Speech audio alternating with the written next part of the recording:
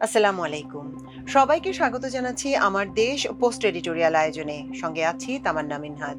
Senior সাংবাদিক ও columnist M আব্দুল্লাহর লেখা আজকের উপসম্পাদকীয় শিরোনাম সংকটাপন্ন হাদি ও গুলিবিদ্ধ ভোটের তফসিল। চলুন দর্শক, জেনে নেওয়া যাক উপসম্পাদকীয়টির বিস্তারিত। জুলাই বিপ্লবী শরীফ ওসমান হাদির ঝাঁকড়া চুলের মাথা ঘাতকের গুলিতে ঝাঁঝরা হয়ে গেছে। অজ্ঞান ও সংকটাপন্ন অবস্থায় রয়েছেন হাসপাতালে। চিকিৎসকরা আশার কথা শোনাতে পারছেন না। এ লেখা সময় পর্যন্ত ডাক্তারের ভাষায় তিনি বেঁচে আছেন, তবে ডিপ কোমায়।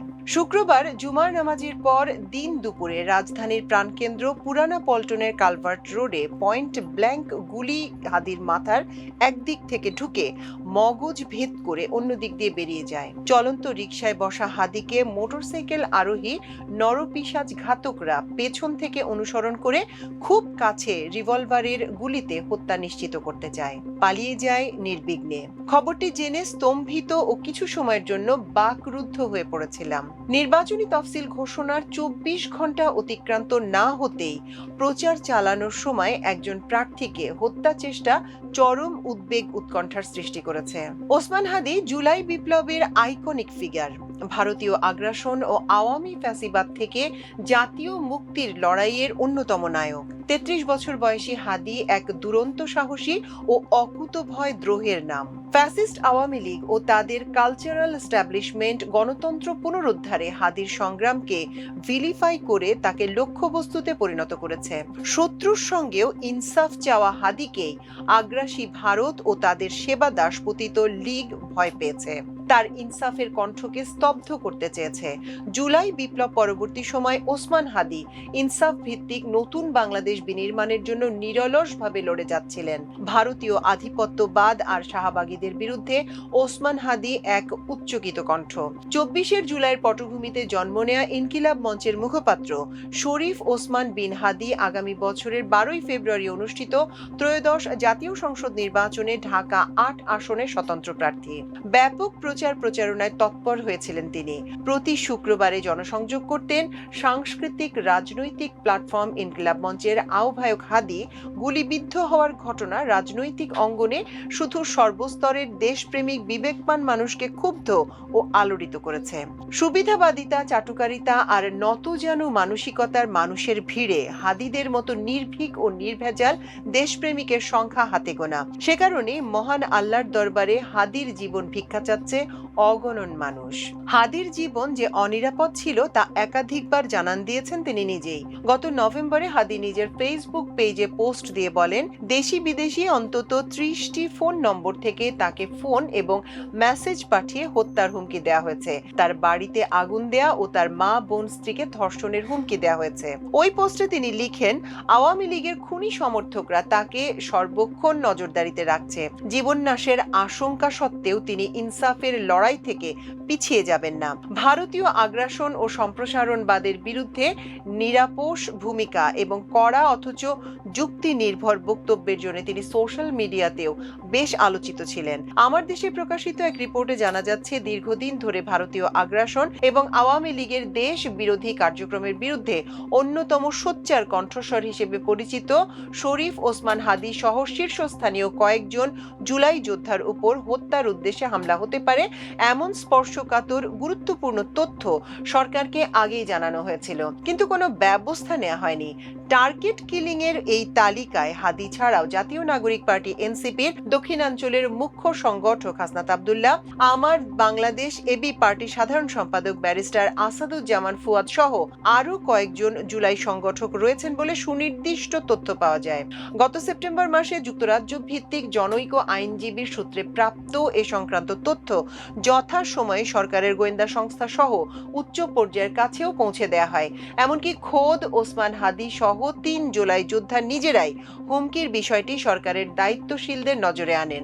এছাড়া পৃথকভাবে যুক্তরাজ্য প্রবাসী ওই আইনজীবী নিজেও সংশ্লিষ্টদের সঙ্গে বিষয়টি নিয়ে কয়েক দফা আলাপ করেন। প্রতিবেদনে জানানো হয়, হত্যার হুমকির বিষয়টি নিয়ে ওই আইনজীবী সরকারের সংশ্লিষ্টদের কাছে তার কাছে আসা বিশ্বাসযোগ্য তথ্য উপাত্ত তুলে ধরেন। এ সময় তিনি তথ্য প্রাপ্ত প্রাপ্তির সুনির্দিষ্ট সূত্রেরও উল্লেখ করেন। বিষয়টি ব্যাখ্যা করে তিনি বলেন, পেশাগত কাজে বিশ্বের কয়েকটি দেশের গুরুত্বপূর্ণ সিকিউরিটি এজেন্সির সঙ্গে যুক্ত থাকায় তার হাতে স্পর্শকাতর এসব তথ্য এসেছে।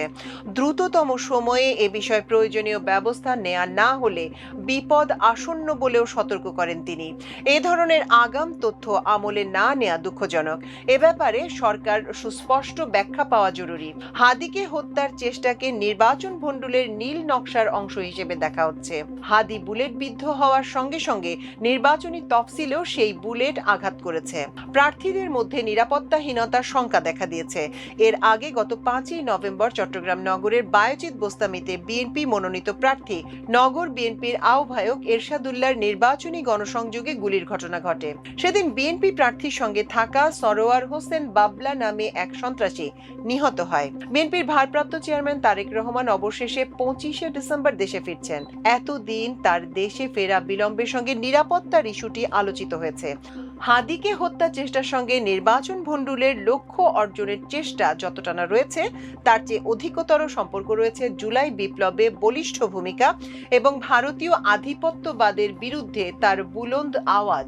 সোশ্যাল মিডিয়ায় আওয়ামী ইনফ্লুয়েন্সাররা একদিকে হাদির গুলিবিদ্ধ হওয়াকে জাস্টিফাই করে উচ্ছ্বাস প্রকাশ করছে, অন্যদিকে হত্যা চেষ্টার দায় নির্বাচনী আসনে বিএনপি প্রার্থীর দিকে ঠেলে দেওয়ার চেষ্টা করছে। যদিও প্রাথমিকভাবে ঘাতকের যে মুখ চিহ্নিত হয়েছে সে রাজধানীর আদাবর থানা ছাত্রলীগের নেতা, নাম ফয়সাল করিম মাসুদ ওরফে দাউদ খান। দ্য ডিসেন্ট নামক একটি সংবাদ মাধ্যম ঘটনার ভিডিও ফুটেজ ও 50টিরও বেশি ছবি বিশ্লেষণ করে কিলারকে শনাক্ত করার দাবি করেছে। শরীফ ওসমান হাদি দুর্বৃত্তদের গুলিতে গুরুতর আহত হওয়ার ঘটনায় গভীর উদ্বেগ প্রকাশ করে অন্তর্বর্তী সরকারের প্রধান উপদেষ্টা অধ্যাপক মোহাম্মদ ইউনূস আইন শৃঙ্খলা রক্ষাকারী বাহিনীকে দ্রুত ও ব্যাপক তদন্ত চালিয়ে হামলায় জড়িত সবাইকে শনাক্ত করে আইনের আওতায় আনার কঠোর নির্দেশ দিয়েছেন। তাৎক্ষণিক ফেসবুক পোস্টে দেয়া বিবৃতিতে প্রধান উপদেষ্টা বলেন, এই হামলা বাংলাদেশের অস্তিত্বের উপর আঘাত। নির্বাচনী পরিবেশে এমন সহিংস হামলা একেবারেই অগ্রহণযোগ্য এবং দেশের শান্তিপূর্ণ রাজনৈতিক অঙ্গনের জন্য এটি অত্যন্ত দুঃখজনক ঘটনা। প্রধান উপদেষ্টার নির্দেশ সত্ত্বেও ঘটনার 24 ঘন্টার মধ্যে খুনিকে ছুঁতে পারেনি আইন শৃঙ্খলা বাহিনী। সাম্প্রতিক সময় অনেকগুলো চাঞ্চল্যকর হত্যাকাণ্ডে খুনিরা ধরা পড়েছে বেশ দ্রুতই। আশা করা যায় হাদির ঘটনায়ও ঘাতক ফসকে যাবে না বা সীমানা অতিক্রম করতে পারবে না।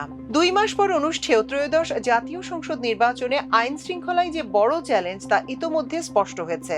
নিরাপত্তা বিশ্লেষকরা উদ্বিগ্ন, প্রতিবেশী দেশ থেকে কিলার গ্রুপকে দেশে ঢুকিয়ে দেওয়া হয়েছে বলে পলাতক লীগ নেতাদের এক অডিওতে উল্লেখ করা হয়েছে। এমন প্রেক্ষাপটে প্রার্থী সহ সংশ্লিষ্ট সবার নিরাপত্তা বোধ নিশ্চিত করা না গেলে ইতিহাস সেরা নির্বাচনের প্রত্যাশা ফিকে হয়ে যেতে পারে। নির্বাচনী প্রচারের সময় ওসমান হাদিকে একেবারে কাছ থেকে গুলির ঘটনায় দেশের প্রধান প্রধান রাজনৈতিক দলের নেতারা যে গভীরভাবে উদ্বিগ্ন ও উৎকণ্ঠিত হয়েছেন তাতেও এ বিষয়টি স্পষ্ট হয়েছে।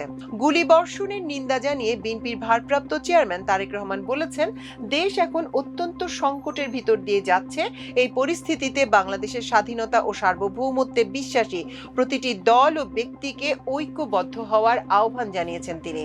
তারেক রহমান বলেন, আমরা দেখেছি গত 1 বছরে বিভিন্ন সময় বিভিন্ন ব্যক্তি বিভিন্ন সংগঠনের সদস্যরা হুমকি দিয়েছে প্রকাশ্যে যে প্রত্যাশিত নির্বাচন আগামী ফেব্রুয়ারি মাসে, সে নির্বাচন তারা হতে দেবে না, বাধাগ্রস্ত করবে। একটি দল, গোষ্ঠী বা কিছু ব্যক্তি এই দেশকে, দেশের মানুষের শান্তি স্থিতিশীলতা বিনষ্টের জন্য উঠে পড়ে লেগেছে বলেও মন্তব্য করেন তিনি। কারণ নাম উল্লেখ না করে হাদির উপর হামলাকে ষড়যন্ত্রের অংশ হিসেবে বর্ণনা করে তারেক রহমান বলেন, যারা এই দেশের স্বাধীনতা, সার্বভৌমত্ব ও স্থিতিশীলতা ধ্বংস করতে চায় তারা তাদের ষড়যন্ত্র ইতোমধ্যেই শুরু করেছে। ওসমান হাদির ঘটনাই তার প্রমাণ। গুলির ঘটনায় ক্ষোভ প্রকাশ করেছেন বাংলাদেশ জামায়াতে ইসলামের আমির শফিকুর রহমান। তিনি বলেন, কেউ যদি আবার বাংলাদেশে নতুন করে ফ্যাসিজম বা সন্ত্রাসের রাজত্ব কায়েম করতে চান তাহলে খুব দেরি হবে না, যথাযথ জবাব পেয়ে যাবেন। জনগণ সব ষড়যন্ত্র রুখে দিবে। তিনি হুঁশিয়ারি দিয়ে বলেন, কাউকে এই ধরনের নোংরামি করার সুযোগ দেয়া হবে না। বাংলাদেশের মাটি কারো বাপদাদার জমিদারি নয়, এটা 18 কোটি মানুষের সম্পদ। তিনি বলেন, একটা মেসেজ ভেরি ক্লিয়ার, এই জাতি কোনো গুলিকে পরোয়া করে না ইনশাল্লাহ। আমরা কোনো গুলির তোয়াক্কাও করি না। হাদির উপর গুলির ঘটনায় দলমত নির্বিশেষে যেসব প্রার্থী নির্বাচনী প্রচারের জন্য মাঠে থাকবেন তাদের নিরাপত্তা নিশ্চিতে সরকার যথাযথ ব্যবস্থা নেয়ার দাবি জোরদার হয়েছে। বিশেষ করে জুলাই বিপ্লবের সম্মুখ সারির নেতাদের মধ্যে যারা নির্বাচনী মাঠে নামছেন তাদের নিরাপত্তা নিশ্চিতে সরকারকে যে মনোযোগ দিতে হবে তা এখন জোর দিয়েই বলা যায়। অনেকে বলছেন জুলাই আন্দোলনের সৈনিকদের নিরাপত্তা এখন আর দাবি নয়, এটা রাষ্ট্রের উপর আরোপিত বাধ্যবাধকতা। হাদিকে গুলি করে হত্যা চেষ্টা কোনো ব্যক্তির বিষয় নয়, জুলাই বিপ্লবের উপর সরাসরি আঘাত হিসেবে দেখতে হবে। ভারতীয় আধিপত্যের বিরুদ্ধে দৃঢ় কণ্ঠগুলোকে স্তব্ধ করাই এখন ফ্যাসিবাদের দেশি বিদেশি ক্রীড়ানকদের লক্ষ্য। তাই একে একে জুলাই যোদ্ধাদের টার্গেট করা হচ্ছে। ভাইরাল অডিওতে এক আওয়ামী ক্যাডার দিল্লিতে আশ্রিত তার নেত্রীকে জুলাই বীরদের হত্যার পরিকল্পনার কথা জানালে অন্য প্রান্ত থেকে উস্কানি দিয়ে বলা হয়েছে, পারলে করে দেখাও। তার একদিনের মাথায় হাদিকে হত্যার চেষ্টা করা হলো। শুটার হিসেবে যার পরিচয় ইতিমধ্যে সামনে এসেছে সে ভারতে পলাতক সাবেক স্বরাষ্ট্রমন্ত্রী আসাদুজ্জামান খান কামাল ও জাহাঙ্গীর কবির নানকের লালিত কিলার গ্রুপের সদস্য। এর আগে অস্ত্রের মুখে একটি শিক্ষা প্রতিষ্ঠান থেকে বড় অঙ্কের অর্থ লুটের ঘটনায় অস্ত্র সহ গ্রেপ্তার হয়েও 1 মাসের মধ্যে কিভাবে জামিনে মুক্তি পেল তা এক বড় বিস্ময়। ওসমান হাদি ঢাকা বিশ্ববিদ্যালয়ের রাষ্ট্রবিজ্ঞান বিভাগের 2010-11 শিক্ষাবর্ষের শিক্ষার্থী। একসময় ইংরেজি শেখার কোচিং সেন্টারে শিক্ষকতা করেছেন হাদি। বর্তমানে ইউনিভার্সিটি অফ স্কলার্স নামে একটি বেসরকারি বিশ্ববিদ্যালয়ে তিনি শিক্ষকতা করছিলেন বলেও জানা যায়। জুলাই অভ্যুত্থানের আগে কোনো রাজনৈতিক দলের সঙ্গে সম্পৃক্ততা ছিল না হাদির।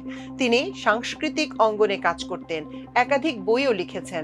অদম্য তরুণ হাদি নির্ঝঞ্ঝাট নিরাপদ স্বাচ্ছন্দ্যের জীবন বেছে নিতে পারতেন, কিন্তু অপরিমেয় দেশপ্রেম ও জাতির প্রতি গণতন্ত্রের প্রতি দায়বদ্ধতা থেকে জীবন তুচ্ছ করে লড়াই করে যাচ্ছিলেন।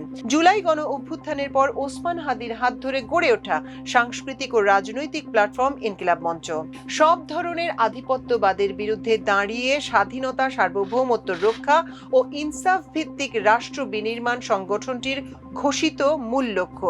হাদি প্রচলিত ধারার সব রাজনৈতিক দলেরই কম বেশি সমালোচনা করতেন। গত জুলাইয়ে ঢাকা বিশ্ববিদ্যালয়ে হাদি বলেছিলেন, বিএনপি যদি পুরনো ধারায় রাজনীতি করে ক্ষমতায় আসে তবে তারা 2 বছরও ক্ষমতায় টিকে থাকতে পারবে না। শহীদ জিয়ার আদর্শে অনুরক্ত ছিলেন। জামাতের বর্তমান নেতৃত্বকে পূর্বসূরিদের ত্যাগ ও আদর্শের কথা স্মরণ করিয়ে দিতেন। নবগঠিত এনসিপিরও কোনো কোনো পদক্ষেপের গঠনমূলক সমালোচনা করতেন কড়া ভাষায়। গুলিবিদ্ধ হওয়ার একদিন আগে ওসমান হাদি বলেছিলেন, আমাদের বুকে গুলি চালানোর আগ পর্যন্ত কাউকে আমরা প্রতিরোধ করব না। সেই মানুষটা আজকে গুলিবিদ্ধ হয়ে জীবন মৃত্যু সন্ধিক্ষণে। তার নিরাপত্তা রাষ্ট্র দিতে পারেনি। নাগরিক হিসেবেও পাশে দাঁড়িয়ে নিরাপত্তা বর্ম তৈরি করতে আমরা ব্যর্থ হয়েছি। হাদি প্রমাণ করেছেন তাদের মতো বিপ্লবীদের কোনো ভয় থাকে না, মৃত্যুকে পরোয়া করেন না। যারা কাপুরুষের মতো গুলি করে বিপ্লবকে শেষ করতে চায় তারাই প্রকারান্তরে বিপ্লবের যথার্থতা প্রমাণ করছে। ওরা পিশাচ, নরাধম। তারা ক্ষমতায় যাওয়ার জন্য হত্যা করে, ক্ষমতায় থাকার জন্য নির্বিচারে খুন গুম করে, আবার পলাতক অবস্থান থেকে ক্ষমতায় ফেরার নেশায় ছাত্র জনতার জীবন নিয়ে খেলা করে। তাদের শেষ ঠিকানা যে ইতিহাসের আস্থা কুড়ে তা অনুধাবনের সক্ষমতাও তারা হারিয়ে ফেলেছে। এমন পরিস্থিতি মোকাবেলায় ফ্যাসিবাদ বিরোধী সব রাজনৈতিক শক্তিকে দলীয় সংকীর্ণ স্বার্থের ঊর্ধ্বে উঠে একচ্ছত্র ক্ষমতার উচ্চাভিলাষ ত্যাগ করে ঐক্যবদ্ধ হতে হবে। দর্শক, এই ছিল পোস্ট এডিটোরিয়ালের এখনকার মতো আয়োজন। এতক্ষণ সঙ্গে থাকার জন্য অশেষ কৃতজ্ঞতা। আল্লাহ হাফেজ।